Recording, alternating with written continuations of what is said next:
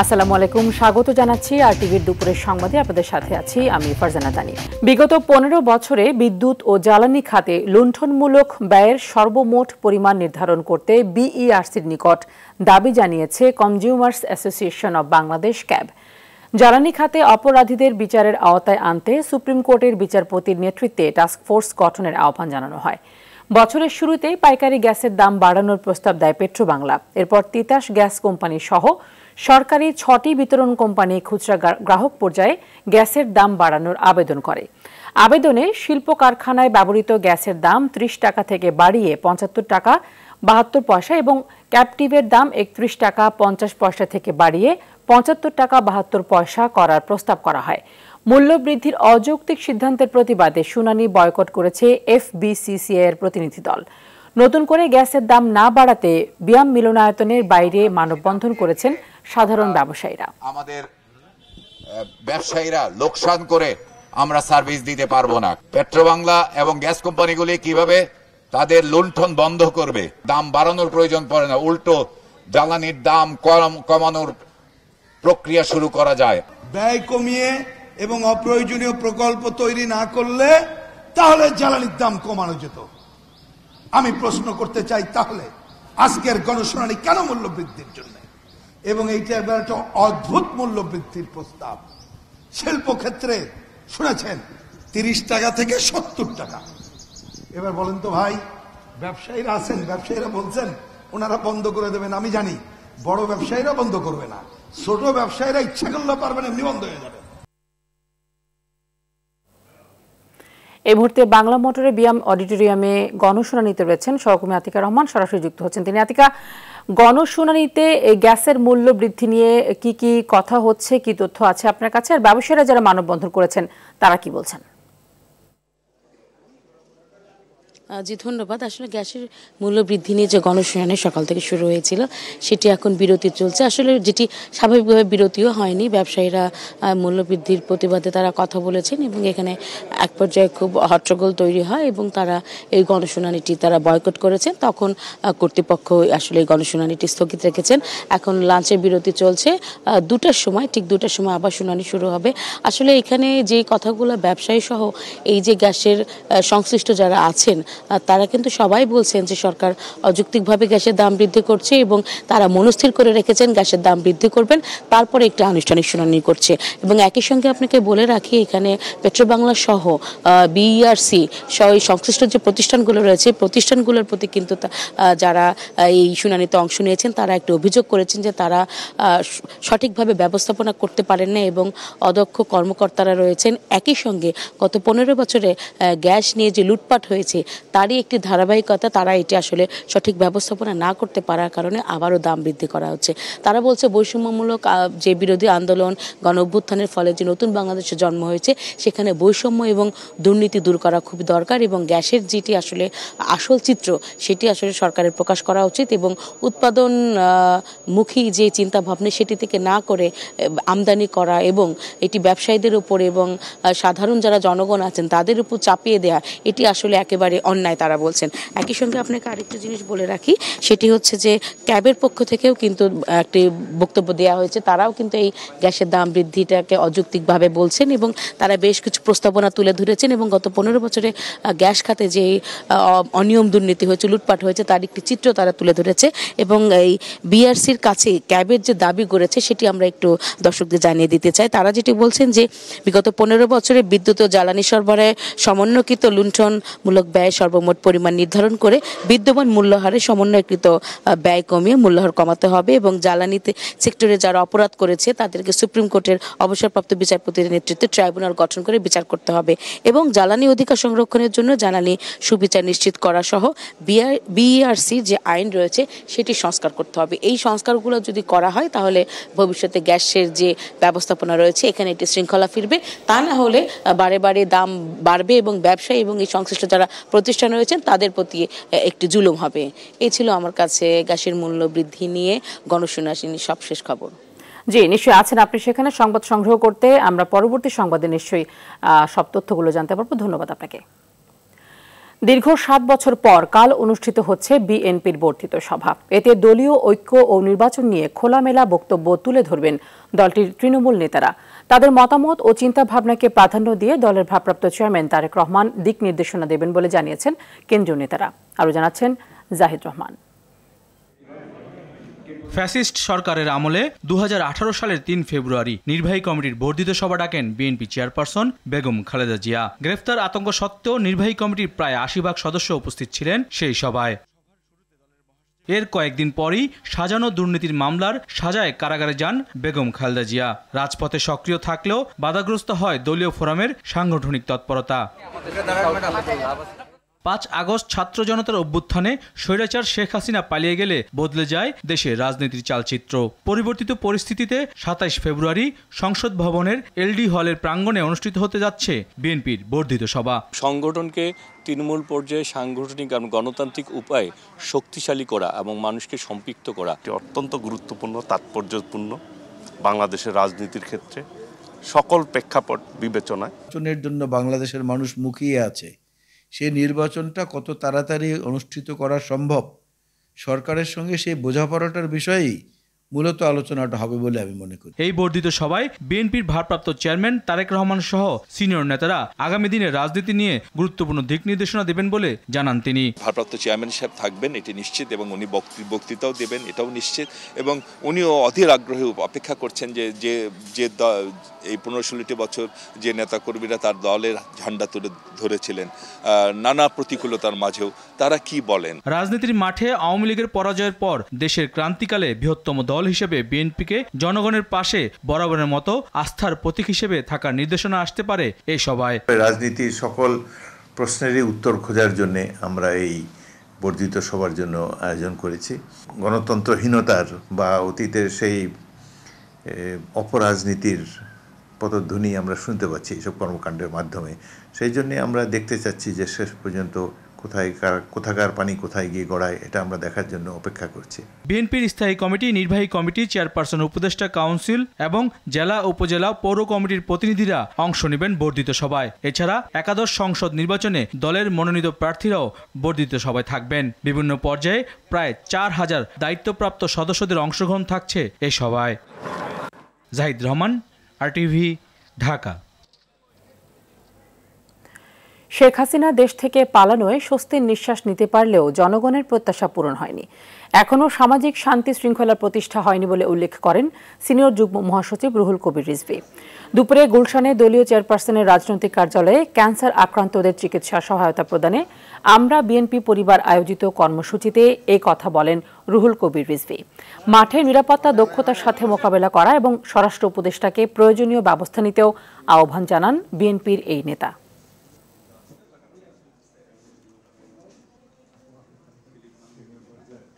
জনগণের যে প্রত্যাশা, সেই প্রত্যাশা তো ওইভাবে পূরণ হয়নি। হ্যাঁ, আমরা হয়তো একটু নিঃশ্বাস নিতে পারছি, আমরা হয়তো কিছুটা নির্ভয়ে কাটাচ্ছি রাষ্ট্রের পক্ষ থেকে। হয়তো পুলিশ আমাদেরকে ধরবে না, কিন্তু রাস্তাঘাটে, পাড়ায়, মহল্লায় সন্ত্রাসীদের যে উৎপাত, শেখ হাসিনার পতনের মধ্যে দিয়ে সামাজিক শান্তি, স্বস্তি ফিরে আসবে, এটা তো জনগণের প্রত্যাশা। একটি রাজনৈতিক দল শুধু স্বস্তিতে থাকবে বা কিছু মানুষ স্বস্তিতে থাকবে যারা সরকারের সাথে সংশ্লিষ্ট, তারা তো নয়। নানা জল্পনা কল্পনা শেষে বিকেল 3টায় ঢাকা বিশ্ববিদ্যালয়ের মধুর ক্যান্টিনে বৈষম্য বিরোধী ছাত্র আন্দোলনের সমন্বয়কদের উদ্যোগে নতুন ছাত্র সংগঠনের আত্মপ্রকাশ ঘটতে যাচ্ছে। সংগঠনটির কেন্দ্রীয় আহ্বায়ক হতে যাওয়া আবু বাকের মজুমদার ফেসবুকের এক পোস্টে এই তথ্য জানিয়েছেন।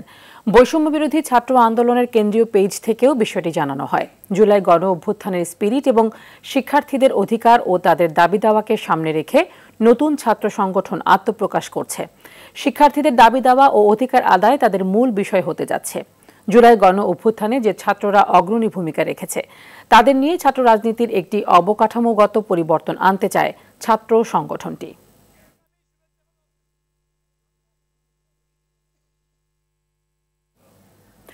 রাজধানীর বিভিন্ন এলাকায় নিরাপত্তা তল্লাশি চালিয়েছে যৌথ বাহিনী। ধানমন্ডি, বিজয় সরণি সহ বিভিন্ন এলাকায় চেকপোস্ট বসিয়ে তল্লাশি চালায় আইন শৃঙ্খলা বাহিনীর সদস্যরা।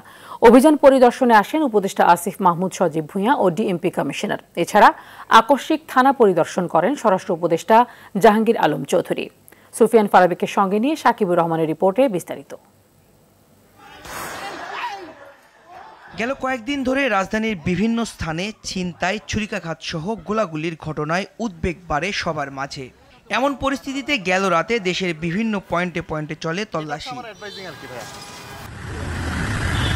মোহাম্মদপুরের নবোদয় হাউজিং, শেখের টেক, আদাবর এলাকায় যৌথ বাহিনীর অভিযানে ৩১ কিশোর গ্যাং ও সন্ত্রাসীকে আটক করা হয়। গণমাধ্যম ও গোয়েন্দা তথ্যের ভিত্তিতে অভিযানে নামে সেনাবাহিনী, পুলিশ ও র্যাব। রাজধানীর প্রতিটি এলাকায় সেনাবাহিনী, র্যাব, বিজিবি, পুলিশ যৌথভাবে তল্লাশি করেন সন্দেহভাজনদের। এটাই উদ্দেশ্য যে কোনোভাবেই আইন শৃঙ্খলা যাতে অবনতি না ঘটে। আমরা প্রত্যেকটি গাড়ি যেগুলো সন্দেহভাজন সেগুলো তল্লাশি আওতায় আনছি। যেসব রাস্তায় ছিনতাই, ডাকাতি বা এইসবের প্রবণতা বেশি দেখা যাচ্ছে, আমরা বেশ কিছুদিন ধরে বেশ কিছু সোশ্যাল মিডিয়ায় আপনারা দেখেছেন বেশ কিছু অপ্রীতিকর ঘটনা ঘটেছে, সেগুলো যাতে পুনরাবৃত্তি না ঘটে তারই পরিপ্রেক্ষিতে আমরা এখন সাব রোড এবং সাব রোডে আমরা অপারেট করছি। মধ্যরাতে রাজধানীর বিজয় সরণিতে ঢাকা মহানগরের বিশেষ নিরাপত্তা ব্যবস্থা পরিদর্শনে আসেন উপদেষ্টা আসিফ মাহমুদ, সজীব ভুঁইয়া। রাজনৈতিক দলের নেতাকর্মীরা ঘোষণা দিয়ে চাঁদাবাজি করছে উল্লেখ করে আসিফ বলেন, খুব দ্রুত আইন শৃঙ্খলা পরিস্থিতি নিয়ন্ত্রণে আসবে। প্রত্যেকটি সেক্টরে আমরা তো দেখেছি যে চাঁদাবাজি হচ্ছে, চাঁদাবাজি আবার নতুন করে দেখা গেছে শুধু আগের যারা কালেকশন করতো তাদের জায়গায় নতুন মানুষজন চলে এসেছে এবং তাদের পেছনে রাজনৈতিক ইন্ধনও আছে। সরকারের কাছে এই তথ্যগুলো আসে যে কে কিভাবে কোথায় কী করছে। কেউ অস্ত্র হাতে, অনেক রাজনৈতিক দলের নেতাকর্মী অস্ত্র হাতে ঘোষণা দিয়ে চাঁদাবাজি করছে। একই সময় নিরাপত্তা ব্যবস্থা পরিদর্শন করেন ডিএমপি কমিশনার শেখ মোহাম্মদ সাজ্জাদ আলী। প্রতিরোধ গড়ে তুলতে বললেও আইন নিজের হাতে তুলে না নেয়ার আহ্বান জানান। ছিনতাইয়ের প্রবণতা একটু বৃদ্ধি পাওয়ায় এবং দু একটি ঘটনা ভাইরাল হওয়ায় আমরা ছিনতাইকারী এবং চাঁদাবাজদের বিরুদ্ধে ব্যাপক অভিযান শুরু করেছি। কোনোভাবেই ঢাকাবাসীকে আইন হাতে উঠায় নিতে বলতেছি না। এদিকে রাজধানীর বিভিন্ন এলাকায় আইন শৃঙ্খলা পরিস্থিতি স্থিতিশীল রাখতে পুলিশের কার্যক্রম আকস্মিক পরিদর্শন করেন স্বরাষ্ট্র উপদেষ্টা জাহাঙ্গীর আলম চৌধুরী। সাকিবুর রহমান, RTV, ঢাকা। চট্টগ্রামের ডবলমুরিং থানা এলাকায় এক ডাকাত দলকে ধরতে গিয়ে ছুরিকাঘাতে আহত হয়েছেন 2 পুলিশ সদস্য। মঙ্গলবার দুপুরে বারেক বিল্ডিং মোড়ে পরিত্যক্ত একটি জায়গায় অভিযান চালানোর সময় এই ঘটনা ঘটে। পুলিশ জানিয়েছে, ছিনতাই করা অর্থ ভাগাভাগি করছিল একদল ডাকাত। গোপন সংবাদের ভিত্তিতে 6 জনের অবস্থান নিশ্চিত হয়ে অভিযান চালায় ডবলমুরিং থানা পুলিশ। অভিযানে মনির ও মেহেদি নামের 2 জনকে আটক করা হয়। বাকিদের ধরতে গেলে ছুরি দিয়ে পুলিশের উপর হামলা করে পালিয়ে যায় 4 জন। এ সময় সাব ইন্সপেক্টর জামিল ও সাব ইন্সপেক্টর নজরুল ছুরিকাঘাতে গুরুতর আহত হন। তাদেরকে চট্টগ্রাম মেডিকেল কলেজ হাসপাতালে ভর্তি করা হয়েছে। নারায়ণগঞ্জের ফতুল্লায় বায়েজিদ নামের এক শিশুকে অপহরণের পর মুক্তিপণের টাকা না পেয়ে শ্বাসরোধ করে হত্যা করা হয়েছে। রাতে দাপা ইদ্রাকপুর শৈলকুড়া এলাকায় শাহাবুদ্দিন হাজির ইট ভাটার পরিত্যক্ত জায়গা থেকে শিশুটির মরদেহ উদ্ধার করে পুলিশ। নিহত বায়েজিদ ফতুল্লা রেল স্টেশন এলাকার সাইফুল আকনের ছেলে। পুলিশ জানিয়েছে, 24 ফেব্রুয়ারি সন্ধ্যায় চটপটি খাওয়ানোর কথা বলে প্রতিবেশী ফেরদৌস বাসার সামনে ডেকে নিয়ে যায় বায়েজিদকে। রাতে নিহত শিশুটির বাবাকে ফোন করে 50,000 টাকা মুক্তিপণ দাবি করে। এ ঘটনায় শিশুর বাবা বাদী হয়ে ফতুল্লা মডেল থানায় একটি অভিযোগ করেন। পরে পুলিশ অভিযান চালিয়ে ফেরদৌসকে কিশোরগঞ্জের করিমগঞ্জ থেকে আটক করে। মানবতাবিরোধী অপরাধের মামলায় জামায়াত নেতা ATM আজহারুল ইসলামের মৃত্যুদণ্ডের রায়ের বিরুদ্ধে আপিলের অনুমতি দিয়েছেন সর্বোচ্চ আদালত। আগামী 22 এপ্রিল এই বিষয়ে শুনানির দিন ধার্য করা হয়েছে। সকালে প্রধান বিচারপতির নেতৃত্বে 5 বিচারপতির আপিল বেঞ্চ এই আদেশ দেন। আজহারের পক্ষে শুনানি করেন আইনজীবী ব্যারিস্টার এহসান আব্দুল্লাহ সিদ্দিকী। এর আগে গতকাল মানবতাবিরোধী অপরাধের মামলায় জামায়াত নেতা ATM আজহারুল ইসলামের মৃত্যুদণ্ডের রায়ের বিরুদ্ধে রিভিউ আবেদনের প্রথম দিনের শুনানি শেষ হয়। গত 23 ফেব্রুয়ারি মানবতাবিরোধী অপরাধের মামলায় জামায়াত নেতা ATM আজহারুল ইসলামের মৃত্যুদণ্ডের রায়ের বিরুদ্ধে রিভিউ আবেদনের শুনানির জন্য মঙ্গলবার ধার্য করেন আপিল বিভাগ। 2014 সালের 30 ডিসেম্বর আজহারকে ফাঁসিতে ঝুলিয়ে মৃত্যুদণ্ডাদেশ দেন আন্তর্জাতিক অপরাধ ট্রাইব্যুনাল। ওনারা যেভাবে ইন্টারপ্রিট করেছেন আইনটাকে, সেই ইন্টারপ্রিটেশনটা ম্যালাফাইডি ছিল। এই গ্রাউন্ড আমরা নিয়েছি, এটা আমাদের বক্তব্য ছিল, এবং এই গ্রাউন্ডেও আমাদের রিভিউ অ্যাপ্লিকেশনটা অ্যালাউ হয়েছে এবং লিভ গ্রান্ট হয়েছে। এই দুটো মেইন গ্রাউন্ডে আজকে রিভিউ অ্যাপ্লিকেশনটা অ্যালাউ হয়েছে এবং লিভ গ্রান্ট হয়েছে। আর পরবর্তী ডেট হচ্ছে 22শে এপ্রিল, যেদিন মূল এপিলটা শুনানি হবে। এই যে 4টা গ্রাউন্ডে লিভ দেওয়া হলো, ওই 4টা গ্রাউন্ডে মূল এপিলটার শুনানি হবে। যাত্রাবাড়ী থানার পৃথক 2 মামলায় সাবেক আইনমন্ত্রী আনিসুল হককে 6 দিন এবং সাবেক আইজিপি চৌধুরী আব্দুল্লাহ আল মামুনকে 3 দিনের রিমান্ড দিয়েছেন আদালত। এছাড়া সাবেক মন্ত্রী, এমপি এবং পুলিশ সদস্যদের গ্রেফতার দেখানো হয়েছে। সকালে রাজধানীর চিফ মেট্রোপলিটন ম্যাজিস্ট্রেট আদালতের বিচারক আব্দুল ওয়াহাব এই আদেশ দেন। যাত্রাবাড়ী থানার জাহিদ হত্যা মামলায় আনিসুল হক ও চৌধুরী আব্দুল্লাহ আল মামুনকে 3 দিনের রিমান্ড এবং ওয়াসিম হত্যা মামলায় আনিসুল হকের 3 দিনের রিমান্ড মঞ্জুর করেন আদালত। এছাড়া যাত্রাবাড়ী থানার মামলায় গ্রেফতার দেখানো হয়েছে সালমান এফ রহমান, সাবেক সমাজ কল্যাণ মন্ত্রী ডাক্তার দীপু মনি সহ বেশ কয়েকজনকে।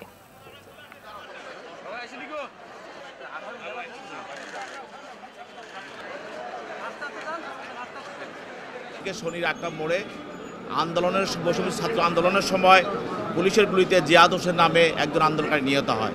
এই মামলায় তাদের বিরুদ্ধে 10 দিনের রিমান্ড প্রার্থনা হয়। বিজ্ঞ আদালত তাদের বিরুদ্ধে 3 দিনের রিমান্ড মঞ্জুর করেন। হাজী সেলিম সহ আজকের আদালতে যাত্রাবাড়ী থানার মামলা নম্বর 14/9/2024, ওই মামলায় হাজী সেলিম, তারপরে আগের আইজিপি চৌধুরী আব্দুল্লাহ আল মামুন সহ 3 জনকে এই মামলা শুনানির দেখানো হয়। যেহেতু উনি কথা বলতে পারছেন না, আর উনার সংসদীয় এলাকাটাও এই লালবাগের অনেক দূরে যাত্রাবাড়ি, ওই ঘটনার সাথে উনি জড়িত না, এই কারণে উনার আমরা জামিন চেয়েছিলাম। বর্তমান সরকার ধ্বংসের দ্বারপ্রান্তে থাকা অর্থনীতিকে যেভাবে সামলেছে তা একটা মিরাকল।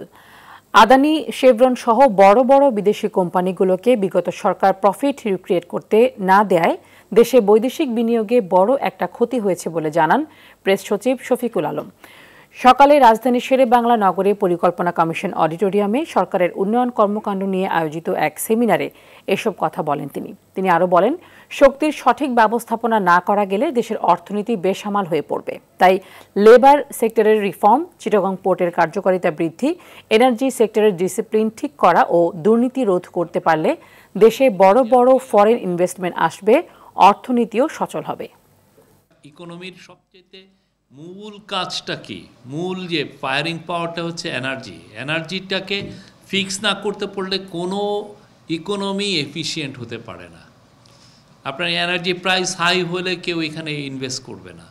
আপনার দেখেন ক্যাপাসিটি চার্জে যে সিস্টেমটা করা হলো, এটা পুরোটাই হচ্ছে একটা মানে ডাকাতির বন্দোবস্ত। এই ডাকাতির বন্দোবস্ত থেকে আপনি যেই জায়গাটায় নিয়ে আসেন এবং আপনার এনার্জি প্রাইস বাড়ছে, আপনার ইলেকট্রিসিটি প্রাইস বাড়ছে, আপনার পুরো বাংলাদেশের যে ইনভেস্টমেন্টটা দরকার সেইটার উপর নির্ভর করছে যে আপনি কি এনার্জি প্রাইসে আপনি এনার্জি দিতে পারছেন। বিশ্ববিদ্যালয় প্রশাসনের হল ভ্যাকেন্ট ঘোষণার পর সকাল থেকে হল ত্যাগ করতে শুরু করেছেন বুয়েটের শিক্ষার্থীরা। তারা জানিয়েছেন সার্বিক নিরাপত্তার স্বার্থে বাড়ি চলে যাচ্ছেন। তবে আন্দোলনকারী শিক্ষার্থীরা বলেন, হল ত্যাগ না করে দাবি আদায় না হওয়া পর্যন্ত আন্দোলন চালিয়ে যাবেন। এর আগে মঙ্গলবার রাতে ভিসির বাসভবনে 99তম সিন্ডিকেট সভায় সার্বিক নিরাপত্তার কারণে বিশ্ববিদ্যালয়ের সকল শিক্ষার্থীকে হল ত্যাগের নির্দেশ দেওয়া হয়। বিশ্ববিদ্যালয়ের এই সিদ্ধান্তের প্রতিবাদে বিক্ষুব্ধ শিক্ষার্থীরা রাতে ক্যাম্পাসে বিক্ষোভ মিছিল বের করেন। এ সময় আন্দোলনকারী শিক্ষার্থীরা প্রশাসনের সিদ্ধান্ত প্রত্যাহার করে হল ত্যাগ করবে না বলে জানান। পবিত্র রমজান উপলক্ষে মাসব্যাপী ঢাকা মহানগরীতে বিএসটিআইয়ের নিজস্ব নির্বাহী ম্যাজিস্ট্রেটদের নিয়ে বন্ধের দিন সহ প্রতিদিন 3টি করে মোবাইল কোর্ট পরিচালনা করবে বলে জানিয়েছেন শিল্প উপদেষ্টা আদিলুর রহমান খান। দুপুরে শিল্প মন্ত্রণালয়ে সংবাদ সম্মেলনে কথা বলেন শিল্প উপদেষ্টা। এবছর রমজান মাস উপলক্ষে ইফতার ও সাহরিতে অধিক ব্যবহৃত বিভিন্ন ধরনের খাদ্যপণ্য সার্ভিলেন্স টিমের মাধ্যমে খোলা বাজার থেকে সংগ্রহ করে 559টি পণ্য বিএসটিআইয়ের নিজস্ব ল্যাবে পরীক্ষা করা হয়েছে, যার মধ্যে 47টি পণ্য পরীক্ষায় অকৃতকার্য হওয়ায় তাদেরকে কারণ দর্শানোর নোটিশ দেওয়া হয়েছে বলেও জানানো হয়। 4 দিনের সফরে আগামী 13 মার্চ ঢাকায় আসছেন জাতিসংঘ মহাসচিব অ্যান্তোনিও গুতেরেস। স্থানীয় সময় মঙ্গলবার এক সংবাদ বিজ্ঞপ্তিতে নিউ ইয়র্কে জাতিসংঘে বাংলাদেশের স্থায়ী মিশন এ তথ্য জানায়। বিজ্ঞপ্তিতে বলা হয়, জাতিসংঘ মহাসচিবের দপ্তর আগামী 13 থেকে 16 মার্চ মহাসচিব অ্যান্তোনিও গুতেরেসের আনুষ্ঠানিক বাংলাদেশ সফরের বিষয়টি নিশ্চিত করেছে। বাংলাদেশের অন্তর্বর্তী সরকারের প্রধান উপদেষ্টা ড. মোহাম্মদ ইউনূসের আমন্ত্রণের প্রেক্ষিতেই ঢাকা সফর করবেন জাতিসংঘ মহাসচিব। বিজ্ঞপ্তিতে আরও বলা হয়, গেল 7 ফেব্রুয়ারি প্রধান উপদেষ্টার রোহিঙ্গা ও অগ্রাধিকার ইস্যু বিষয়ক বিশেষ দূত ড. খলিলুর রহমান নিউ ইয়র্কে জাতিসংঘ মহাসচিবের সঙ্গে সাক্ষাৎ করেন এবং অধ্যাপক ইউনূসের পাঠানো আমন্ত্রণপত্র হস্তান্তর করেন। রাজধানীর নয়াপল্টনে জামান টাওয়ারে লাগা আগুন নিয়ন্ত্রণে এসেছে। 2 ঘণ্টা পর ফায়ার সার্ভিসের 9টি ইউনিটের চেষ্টায় আগুন নিয়ন্ত্রণে আসে।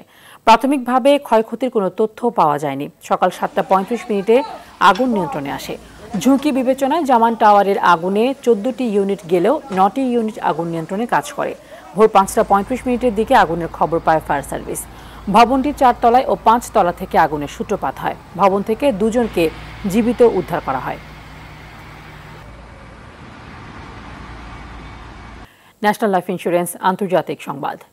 ইউক্রেনের সঙ্গে দুর্লভ খনিজ ও প্রাকৃতিক সম্পদ উন্নয়নের জন্য একটি চুক্তিতে পৌঁছেছে যুক্তরাষ্ট্র। মঙ্গলবার হোয়াইট হাউসে এই কথা জানান মার্কিন প্রেসিডেন্ট ডোনাল্ড ট্রাম্প। চুক্তি স্বাক্ষর করতে আগামী শুক্রবার ইউক্রেনের প্রেসিডেন্ট ভলোদিমির জেলেনস্কি যুক্তরাষ্ট্র সফরে আসছেন। চুক্তিটি $1 ট্রিলিয়ন হতে পারে বলে উল্লেখ করে ট্রাম্প বলেন, চুক্তির বিনিময়ে ইউক্রেন লড়াইয়ের অধিকার পাবে। শুরুতে ইউক্রেনের খনিজ সম্পদের উপর $50,000 কোটি মালিকানা দাবি করেছিল যুক্তরাষ্ট্র। পরে এই দাবি থেকে সরে আসায় খনিজ চুক্তির শর্তগুলোতে সম্মত হয় ইউক্রেন। এবারে খেলার খবর, ফুটবল। সংযুক্ত আরব আমিরাতের বিপক্ষে একমাত্র ফিফা প্রীতি ম্যাচে আজ মুখোমুখি হবে বাংলাদেশ জাতীয় নারী ফুটবল দল। ম্যাচের শুরু হবে রাত 9:30টায়। এই ম্যাচকে সামনে রেখে আরব আমিরাত ফুটবল অ্যাসোসিয়েশনের মাঠে শেষ মুহূর্তের প্রস্তুতি সেরে নিয়েছে আফিদা খাতুনরা। আজ ইউএই ফুটবল অ্যাসোসিয়েশনের 1 নম্বর মাঠে অনুষ্ঠিত হবে ম্যাচটি। এই ম্যাচকে বেশ সিরিয়াসলি নিয়েছে বাংলাদেশ দল। বিদ্রোহী 18 সিনিয়র ফুটবলার ছাড়াই নতুন এক জাতীয় দল নিয়ে নতুনভাবে শুরু করছে ইংলিশ কোচ পিটার বাটলার। শক্তিশালী আরব আমিরাতের বিপক্ষে জয় পেতে আত্মবিশ্বাসী বাংলাদেশ দল। নিজেদের সেরাটা দিয়ে জয় নিতে ফিরতে চায় অধিনায়ক আফিদা। দুপুরের সংবাদ এ পর্যন্ত। জেলা সংবাদ বিকেল 4:45টায় দেখার আমন্ত্রণ রইল। ধন্যবাদ সবাইকে।